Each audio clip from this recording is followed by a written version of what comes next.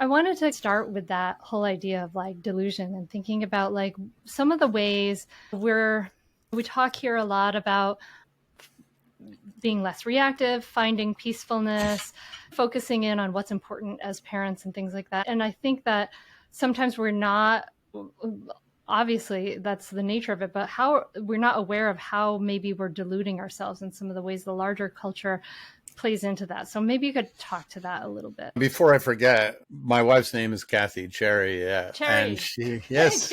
Thank you. And because she's been so kind as to let me use her computer, I wanted to make sure I wanted to get her name in there. And she's actually a somatic therapist. And so her journey in spirituality has been very much on the same pathway. She also has been a Buddhist teacher and is empowered to do that. Fundamentally, the brain is always, before I journey to parenting, the brain is always in a delusional state. We know from like the dominant insight to how the mind works, which is called predictive modeling or predictive, can't remember the exact term, but basically brains are organs that sit in a black room without any actually direct connection with the outside world. We like to believe that sights and sounds are just coming directly through our eyes and ears, but actually all that's happening is your sensory receptors are just translating sounds and sights into electric signals that through nerves reach your brain. So if you think about it, brains from the moment we're born are just receiving a cloud of electrical signals.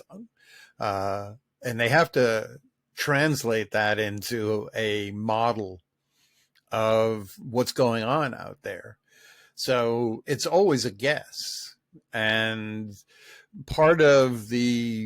at first, the brain is very adept at changing its models as new information comes in that defies our old guess of what's going on out there. We update our models of the world.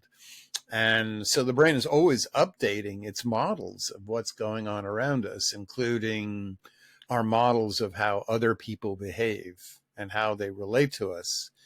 We know from the great neuropsychologists who work in the field of parenting attachment, Alan Shore, for example, and Omri Gileath, that the brain develops its models of how other people will respond to our needs and whether other people are safe and what type of people we should gravitate between the ages of 1 and 2.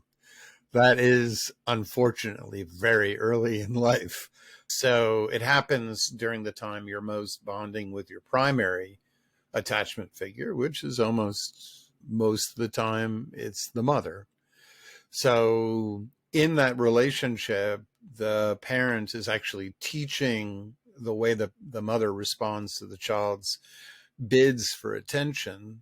The parent is creating what some call internal working models, or just expectations that will be very durable for the rest of our life, determining how we expect other people to act towards us, what kind of emotions we're safe to reveal, and what type of emotions we're not.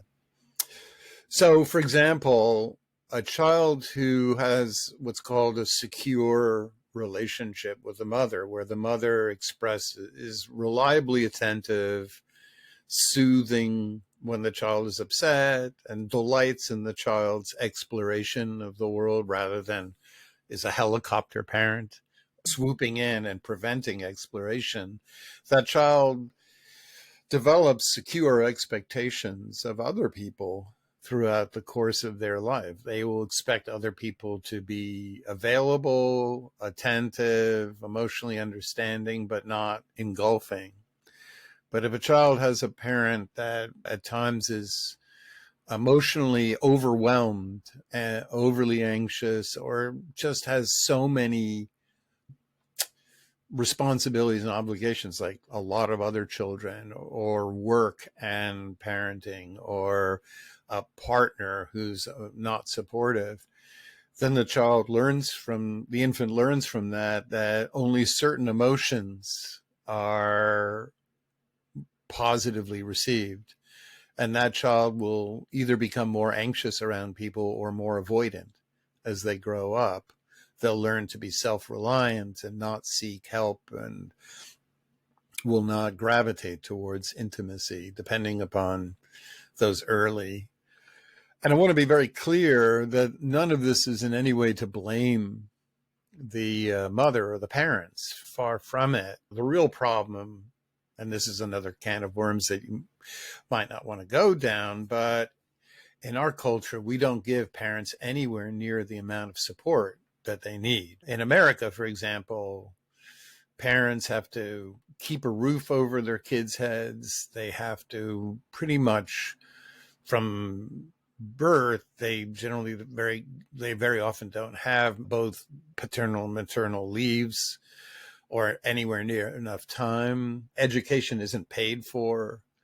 They Our have to, parents, like yes, none of the tribe or community that we evolved to need, because human infants are so incredibly demanding and challenging, right? As far as what it absolutely, takes to raise them. Yeah. And we don't have any of absolutely. that. Mm-hmm. And when you look at countries, for example, the countries where children grow up to be most secure are like Iceland and Mm-hmm. Denmark. And these are countries, in Germany, were countries where parents are, all education is paid for from birth through college, Yeah. and Completely no, free.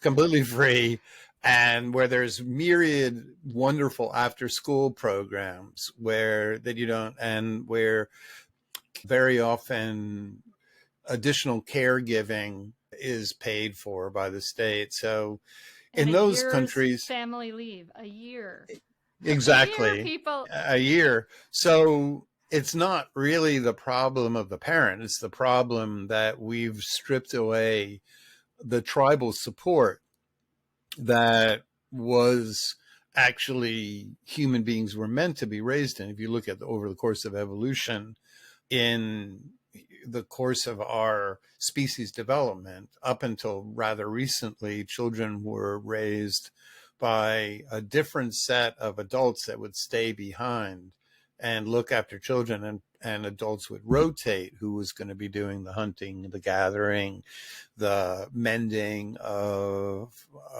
dwellings, and so on and so forth. So no individual would generally be overwhelmed by the responsibility of parenting.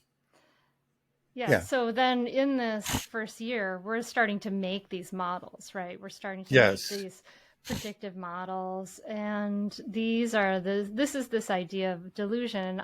When you say this idea of predictive models, to me, my brain translates that into they end up being these stories we tell ourselves, or these truths that we believe about how humans are. And then we end up acting upon these, and then they become like, we make them happen, right? Then because of our own sort of belief in some ways, right? Because we become one half of whatever this story is with another human.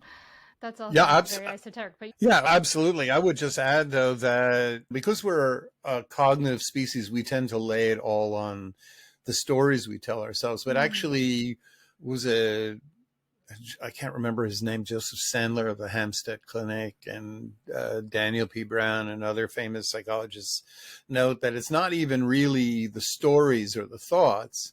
It's early childhood dynamics can change the way we feel when we see our image and when other people look at us. So a secure child, when she sees herself in the mirror, she'll smile and dance.